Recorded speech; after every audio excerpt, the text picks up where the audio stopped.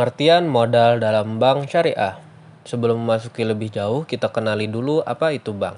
Bank adalah lembaga kepercayaan masyarakat. Pada penerapannya, manajemen bank harus menggunakan semua perangkat operasionalnya untuk mampu menjaga kepercayaan masyarakat itu. Salah satu perangkat yang sangat strategis dalam menopang kepercayaan itu ialah dengan permodalan yang cukup memadai. Selanjutnya, modal merupakan faktor yang amat penting bagi perkembangan dan kemajuan bank sekaligus dapat menjaga kepercayaan masyarakat itu tadi. Lebih jelasnya, modal adalah dana yang diserahkan oleh para pemilik. Pada akhir tahun buku, setelah dihitung keuntungannya yang didapat pada tahun tersebut, pemilik modal akan memperoleh bagian dari hasil usaha yang biasa dikenal dengan dividen. Dana modal dapat digunakan untuk pembelian gedung, tanah, perlengkapan, dan sebagainya yang secara langsung tidak menghasilkan.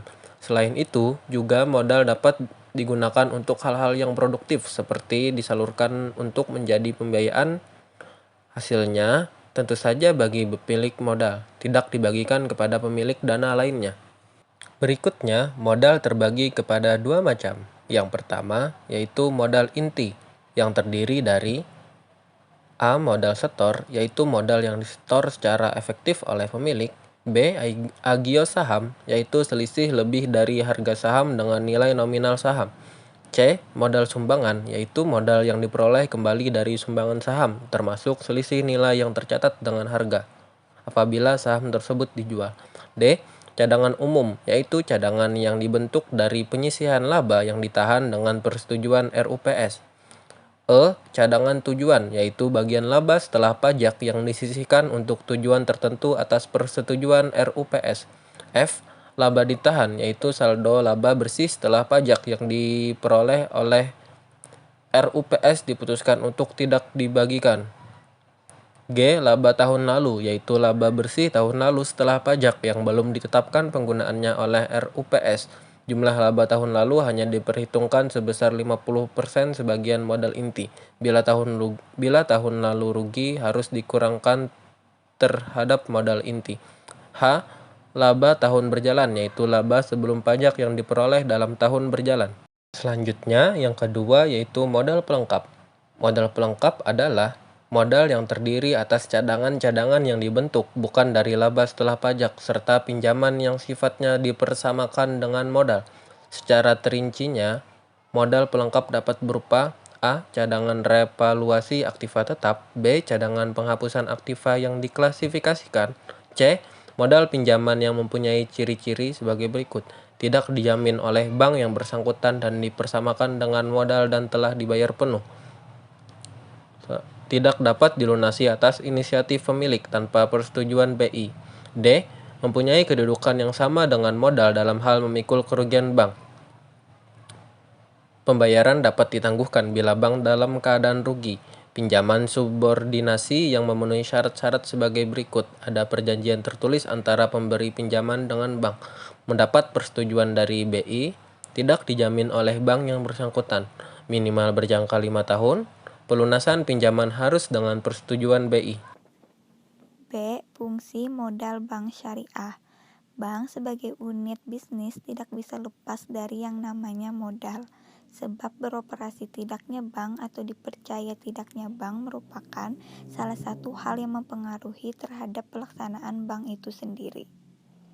Menurut Johnson, modal bank itu mempunyai 3 fungsi. Yang pertama, sebagai penyangga untuk menyerap kerugian operasional dan kerugian lainnya. Yang kedua, sebagai dasar untuk menetapkan batas maksimum pemberian kredit. Hal ini merupakan pertimbangan operasional bagi bank sentral sebagai regulator untuk membatasi jumlah pemberian kredit kepada setiap individu nasabah bank. Yang ketiga, modal juga menjadi dasar perhitungan bagi para partisipan pasar untuk mengevaluasi tingkat kemampuan bank secara relatif untuk menghasilkan keuntungan. C. Sumber-sumber permodalan bank syariah terdiri dari 2, yaitu yang pertama modal. Sumber utama dana bank syariah adalah modal inti dan kuasi ekuitas. Modal inti adalah modal yang berasal dari para pemilik bank, sedangkan ekuitas adalah dana-dana yang tercatat dalam rekening-rekening bagi hasil atau mudharabah. Yang kedua yaitu titipan. Adapun akad yang digunakan dalam prinsip ini adalah wadiah. Wadiah terbagi menjadi dua. Pertama, wadiah yad al-amanah, yaitu akad penitipan barang atau uang, di mana pihak pertama tidak diperkenankan menggunakan barang atau uang yang dititipkan dan tidak bertanggung jawab atas kerusakan atau kehilangan barang titipan yang diakibatkan perbuatan atau kelalaian penerima titipan. Definisi Capital Adequacy Ratio CAR. Capital Adequacy Ratio CAR adalah rasio kecukupan modal bank atau merupakan kemampuan bank dalam permodalan yang ada untuk menutup kemungkinan kerugian di dalam perkreditan atau dalam perdagangan surat-surat berharga. CAR memperlihatkan seberapa jauh seluruh aktivitas bank yang mengandung risiko pembiayaan, penyertaan surat berharga, tagihan, dan bank-bank lain. Diikuti dibiayai dari modal bank di samping memperoleh dana-dana dari sumber di luar bank seperti dana masyarakat, pinjaman, hutang, dan lain-lain. Semakin tinggi CAR menunjukkan bahwa bank syariah yang bersangkutan mampu membiayai seluruh kegiatan operasionalnya dan siap untuk menyalurkan pembiayaan kepada masyarakat. Sebaliknya, semakin rendah CAR menunjukkan bahwa bank syariah yang bersangkutan tidak mampu membiayai seluruh kegiatan operasionalnya dan tidak siap untuk menyalurkan pembiayaan kepada masyarakat. Rumus dalam perhitungan CAR. CAR sama dengan modal dibagi aktivitas tertimbang menurut risiko dikali 100. Definisi giro wajib minimum. 1. Definisi giro wajib minimum atau GWM adalah sejumlah dana yang harus disetorkan bank kepada Bank Indonesia atas setiap unit deposito yang diterimanya.